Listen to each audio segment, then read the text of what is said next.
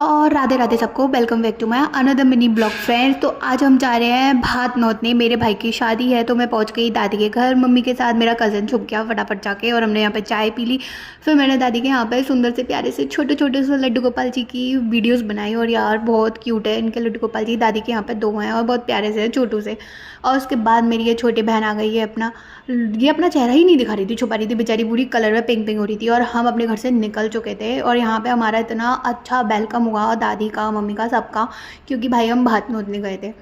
तो फिर उसके बाद सबका वेलकम होने के बाद फूलों से इतना अच्छा, फिर हम सब लोग अंदर घुस गए, घर में एंट्री कर ली। और फिर यहाँ पे हमारे लिए इतना सारा नाश्ता लगाया गया था और इतने सारे स्नैक्स थे, यहाँ पे समोसे थे, बहुत कुछ था। और हम दोनों बहनें बैठ के पास में वीडियोस बना रही थी। फिर उसके बाद चाची वगैरह सब लोगों ने मिलके यहाँ पे थोड़े से गीत गाए। यहाँ पे कुछ संगीत भी गाते हैं तो सब लोग बैठे हुए थे ऊपर। और फिर उसके बाद चाची ने भात नोतने की अपना फटाफट से अपना काम शुरू कर दिया। और उन्होंने अपने भैया के पहले आंचल गांठ बांधी थी चावल डाल के, वो उनके हैंकी में, और फिर उनकी आंचल गांठ बांधी।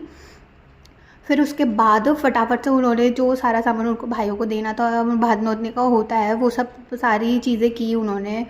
और फिर उन्होंने सबका तिलक भी किया, भैया का, भाभी का। फिर लास्ट में, सबसे लास्ट में होता है आटा, सारी चीज़ें हो जाने के बाद।